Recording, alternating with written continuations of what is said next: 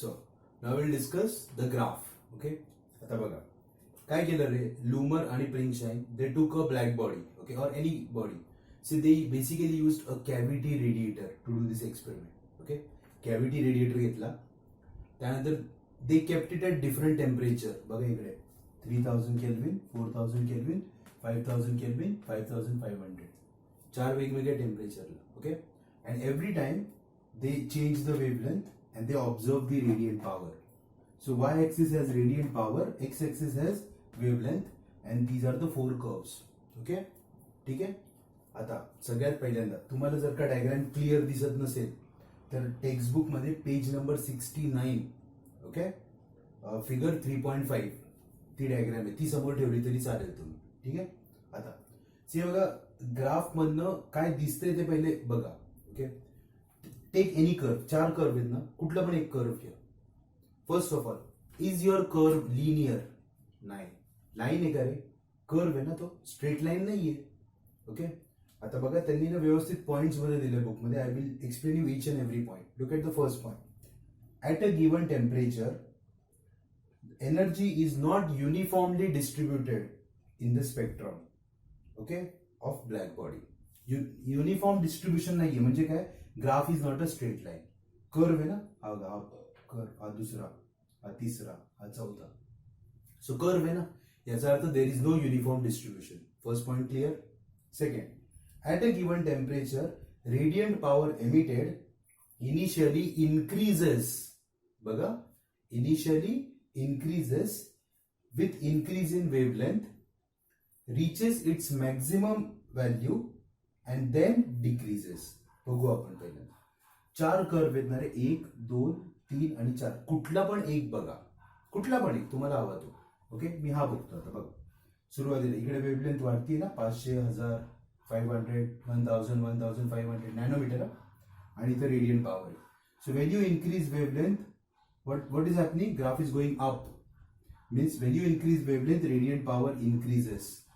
but ती कायम वाढतच राहते का? नाही, it goes to a maximum value.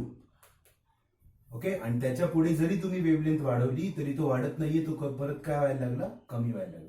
चौघांचं nature same आहे, त्यामुळे कुठलं पण एकाचं बघितलं तरी तुम्हाला कळेल. पॉइंट कळला.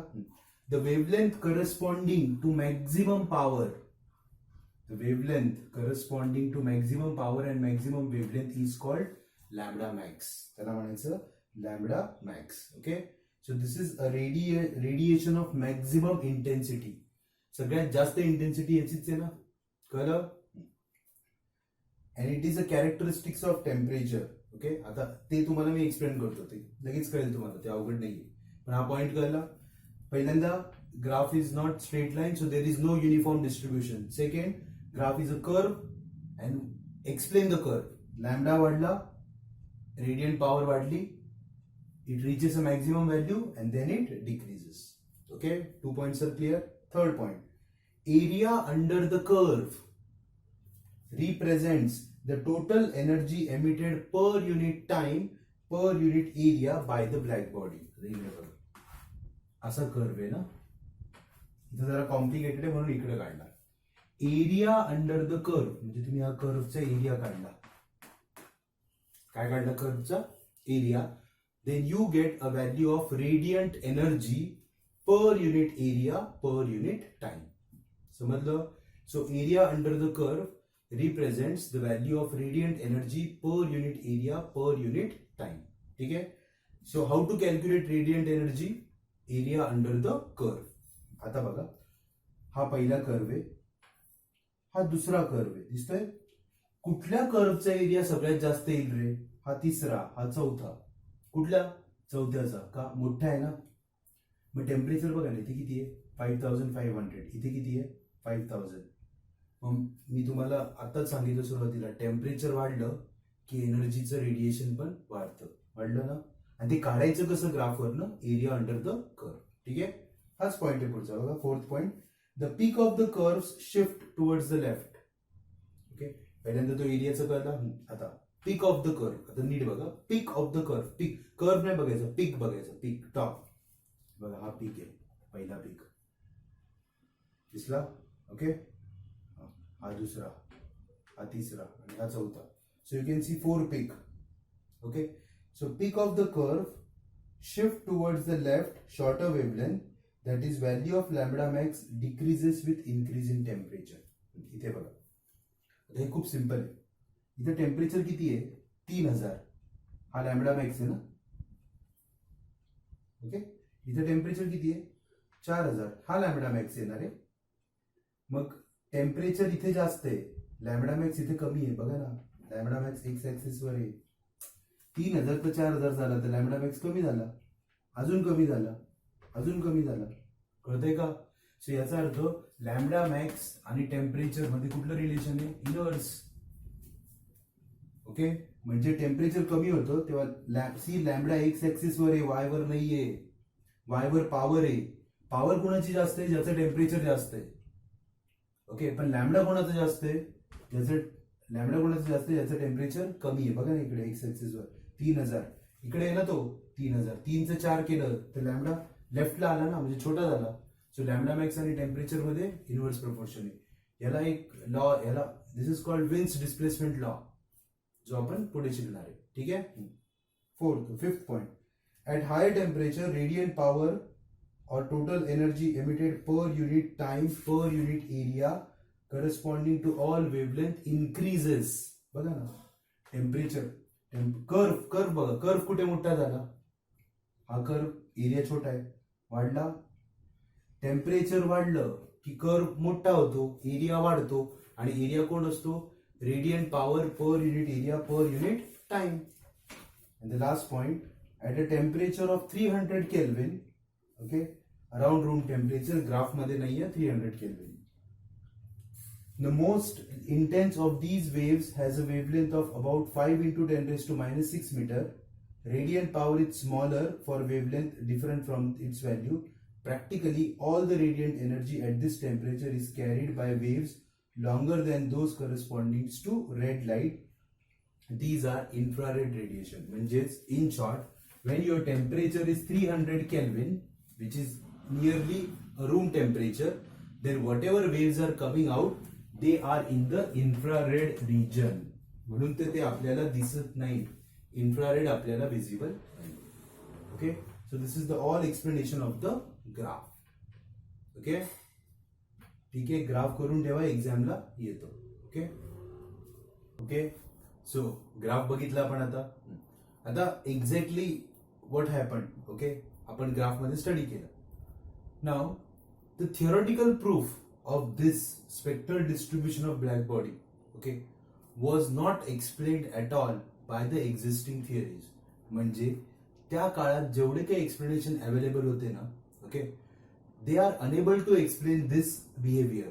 जो आपण ग्राफ शिकलो, graphical behaviour is the actual behaviour, पण त्याला सपोर्ट करण्यासाठी कुठलीच थिअरी त्या काळात नव्हती. Okay, so there was a scientist called wine.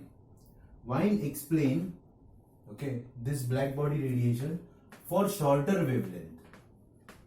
म्हणजे याचा अर्थ इन शॉर्ट, वाइनची थिअरी, Wien's theory was applicable for shorter wavelength and he took help of the laws of thermodynamics. म्हणजे वाइननी लॉज ऑफ थर्मोडायनामिक्स वापरून शॉर्टर वेवलेंथचं बिहेवियर एक्सप्लेन केलं. Okay, पण त्याला लॉंगर वेवलेंथचं नाही करता आलं. दोन अजून सायंटिस्ट होते. Okay, Rayleigh and sir James. Okay, म्हणजेच हे जे दोन सायंटिस्ट होते, लॉर्ड रेले, ओके, आणि दुसऱ्याचं नाव आहे एक्झॅक्टली सांगायचं तर James Jeans. Okay, so Lord Rayleigh and James Jeans, these two scientists explain the longer wavelength.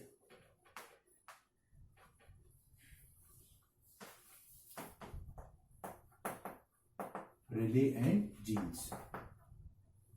Okay, म्हणजे बघा, Wien took help of laws of thermodynamics and explained the black body radiation for shorter wavelength. Lord Rayleigh and Sir James Jeans, okay, took the help of law of equipartition, जो KTG मध्ये आपण शिकलोय, law of equipartition of energy, and they explained for longer wavelength. म्हणजे कोणीच असं नव्हतं की ज्याला सगळं एक्सप्लेन करता आलं. वाईनला शॉर्ट वेवलेंथ एक्सप्लेन करता आल्या, या दोघांना लॉंग वेव्हलेंथ करता आल्या. ओके, मग सगळं एक्सप्लेन करण्यासाठी एक नवीन थिअरी लॉन्च झाली खूप वर्षानंतर, and that was given by a scientist called plank, ज्याला प्लँक्स क्वांटम थिअरी म्हणतो. So plank explain the black body radiation perfectly with his theory. Okay, पण ती थिअरी आपल्याला आता नाही शिकायची आहे, ती थिअरी आपल्याला चॅप्टर 14 मध्ये 14व्या चॅप्टर मध्ये शिकायची. समजलं? आता कळलं? पहिल्यांदा स्पेक्ट्रल डिस्ट्रीब्युशन कळलं, कारण तो ग्राफ आणि ते पॉइंट्स एक्झामला येतात. ओके, त्याचं ड्रॉबॅक कळलं. Wien explain shorter wavelength using thermodynamics, Rayleigh and Jeans explain longer wavelength using equipartition. दोघांना एकत्र सगळ्या वेव्हलेंथचं एक्सप्लेन करता आलं नाही. That was explain by Planck. Okay, in his theory called Planck's quantum theory, which we will study later on. Okay, ठीक आहे.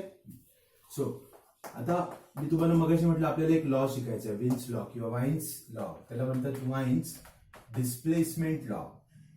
आता मला तुम्हाला हा लॉ एक्सप्लेन नाही करायचा, कारण तो मी ऑलरेडी केलेला आहे. What is the relationship between lambda max and temperature is called wines law. Lambda max is inversely proportional to absolute temperature. This is called Wien's displacement or Wien's displacement law. ठीक आहे, ही statement वाचतो जे तुमच्या बुकमध्येच आहे बघा. It is observe that for a wavelength for which the emissive power of a black body is maximum, emissive power maximum म्हणजेच lambda maximum, is inversely proportional to the absolute temperature of black body. Law कळला? Lambda max is inversely proportional to absolute temperature.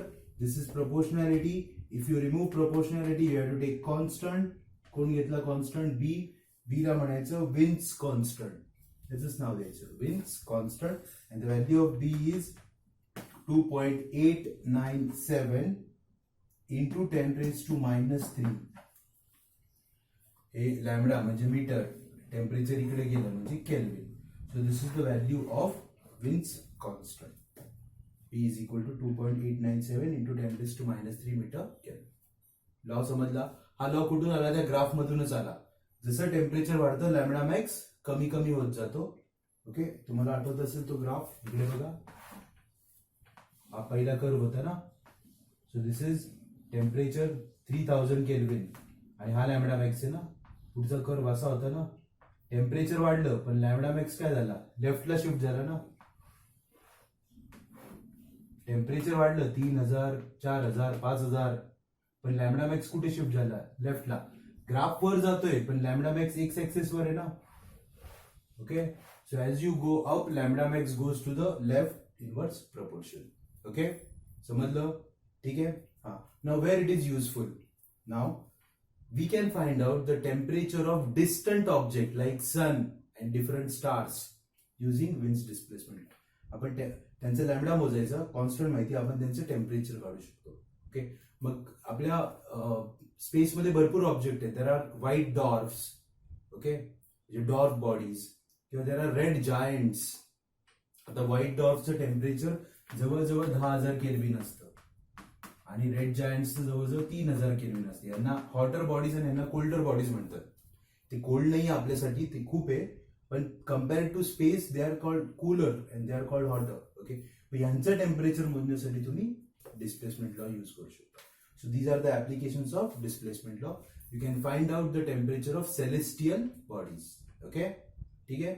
हा, या फॉर्म्युलावर आपल्याला numericals करायचे. That will do next time. Okay, thank you. Hello students, after Kirchhoff's law, okay, last लेक्चरला आपण शिकलो Kirchhoff's law. Statement simple होतं. At a given temperature the coefficient of absorption is equal to coefficient of emission. Okay, today we are going to study further. Okay, and today's point is spectral distribution.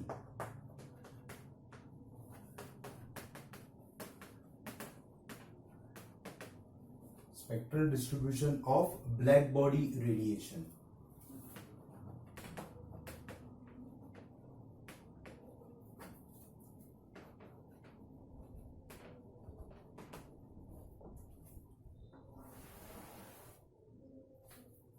Okay, so आज आपल्याला शिकायचं spectral distribution of black body radiation. Okay, पहिल्यांदा शब्दाचा अर्थ समजून घ्या. हा महत्वाचा शब्द आहे, spectral distribution. Okay, so we are going to draw a spectra. Okay, आपण स्पेक्ट्रा काढणार आहे. मग स्पेक्ट्रा म्हणजे काय आहे? आपल्याला माहिती आहे ब्लॅक बॉडी रेडिएट्स, ओके, और एमिट्स अ लाईट और एनर्जी. मग ती जी एनर्जी तो रेडिएट करतो, जी बाहेर एनर्जी पडते, ओके, एनर्जी बाहेर पडते म्हणजे लाईट बाहेर येते. Okay, so when a light comes, light has a wavelength. Okay, wavelength म्हणजे फ्रिक्वेन्सी पण आहे. याचा earth the study of all those wavelength is called spectral distribution. आपण त्या सगळ्या वेवलेंथचं स्टडी करतो की कुठली वेवलेंथ बाहेर आवडली, कुठली प्रकारची लाईट बाहेर पडली. म्हणजे काय, whether it is UV light, okay, whether it is microwave, whether it is radio wave, whether it is visible light, जे आपण सगळे इलेक्ट्रोमॅग्नेटिक स्पेक्ट्रम मध्ये शिकलोयत ना, त्यातली कुठलीही लाईट बाहेर पडू शकते. ओके, मग जी लाईट बाहेर पडलीये त्या लाईटला एक वेवलेंथ असेल, फ्रिक्वेन्सी असेल. The study of that is called as spectral distribution. याला म्हणतात spectral distribution. Okay, we study all that thing. Okay, समजलं? मग आता आपल्याला एक्झॅक्टली इथे काय बघायचंय बघा. आपण काही पॉइंट शिकलेलो आहेत, मी नोट डाऊन करतो. Okay, now we studied radiant energy per unit area per unit time.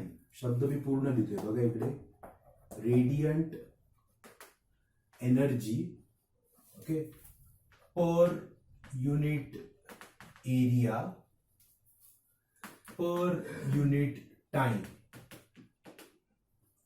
Radiant energy per unit area per unit time or radiant power. हे शिकवलं होतं मी तुम्हाला. तुम्ही इथे एनर्जी शब्द वापरलाय, इथे पॉवर वापरलाय ना, म्हणजे अपॉन टाइम लिहायचं नाही. Radiant power per unit area, हे दोन्ही सेम, या दोघांचं मिनिंग सेम आहे. फक्त इथे वर्ड एनर्जी आहे, इथे वर्ड पॉवर आहे. ओके, आणि इथून पुढे मी सगळीकडे पॉवर शब्द वापरणार आहे. Okay, so radiant energy per unit area per unit time. Radiant energy per unit time लाच काय लिहितो आपण? Radiant power. So radiant power per unit area depends on absolute temperature. It depends upon the absolute temperature. म्हणजेच temperature of the object. म्हणजे त्या ऑब्जेक्टच्या टेम्परेचरवर हे depend आहे. ओके, हे बघा आपण हे शिकलोय ऑलरेडी की टेम्परेचर वाढलं की rate of radiant power which is coming out will also increase. Okay, so we already studied that की जसं टेम्परेचर वाढेल तसा रेट सुद्धा वाढतो, हे आपल्याला माहिती आहे. ओके, पण हे फक्त आपण जनरली बोललोय. आता आपण ते डिटेलमध्ये शिकणार आहे. ओके, म्हणजे with the help of graph and all. ठीक आहे. So radiant power per unit area depends upon its temperature. We all know that hot objects, okay, so if body is at high temperature, the energy or the power will be high. Okay, आणि जर का if temperature is high, then radiant power is also high.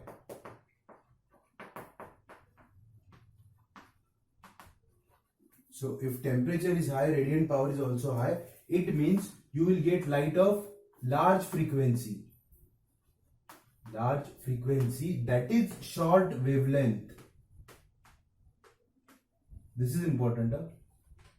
सगळ्यांना एक relation माहिती आहे, V is equal to n lambda. आठवत असेल, velocity is equal to frequency into lambda. मी हा n इकडे घेतला, वेलॉसिटी कॉन्स्टंट आहे. मग लॅम्बडा आणि फ्रिक्वेन्सी मध्ये काय रिलेशन आहे रे? इनवर्स. म्हणजे जर का फ्रिक्वेन्सी लार्ज असेल तर लॅम्बडा कमी असतो. ओके, समजलं? So when a temperature is high, radiant power is high. So you will get light of large frequency and short wavelength. Okay. Now radiant power म्हणजेच कोण रे? मी सांगितलं ना, एनर्जी ना. अजून एक इक्वेशन आपण शिकलोय last year, E is equal to hc upon lambda. Okay, energy is equal to hc upon lambda. हे दोन्ही कॉन्स्टंट आहेत. मग एनर्जी आणि लॅम्बडा मध्ये पण इन्व्हर्स प्रोपोर्शन आहे ना. मग लॅम्बडा शॉर्ट आहे, म्हणजे एनर्जी जास्त आहे. तेच सांगितलं ना मी, रेडियंट पॉवर इज हाय. कळलं? ओके, अँड वाईस वर्सा. म्हणजेच काय, when temperature is low, radiant power is low, frequency is less or small, wavelength is large. Okay, so we know this part. So याचा अर्थ टेम्परेचरवर रेडियंट पॉवर डिपेंड आहे. So radiant power depends upon absolute temperature. ठीक आहे. मग आता इथे आपण म्हटलं की हॉट बॉडी म्हणजेच काय, when temperature is high you get more and more radiant power, म्हणजेच more and more energy. See बघा, बोलायची पद्धत वेगवेगळी आहे. ते कधी कधी शब्द काय वापरतात, रेडियंट पॉवर इज हाय, कधी कधी म्हणतात रेडियंट एनर्जी इज हाय. अर्थ तोच झाला दोघांचा. ओके. पण टेम्परेचर बदललं तर रेडियंट पॉवर बदलते. प्लस रेडियंट पॉवर आणि फ्रिक्वेन्सी किंवा वेव्हलेंथ याच्यामध्ये पण रिलेशन आहे. Okay. And there was a scientist, okay, two scientist, Lummer and Pringsheim.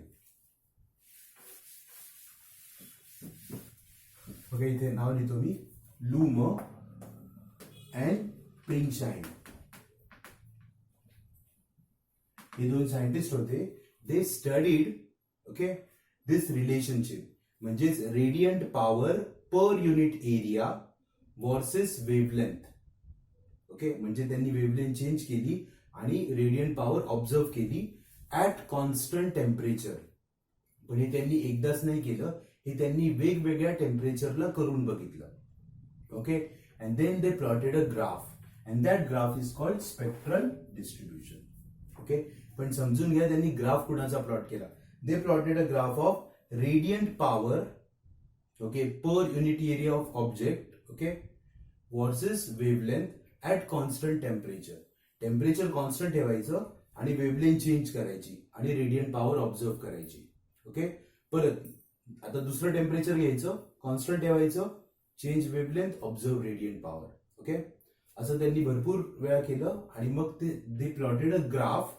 Okay. And that graph we are going to study in detail. Okay.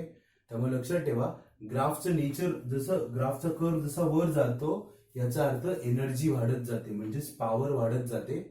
Okay. Power वाढली की frequency वाढते, wavelength कमी होते. Okay. So now will see the graph of that. Okay.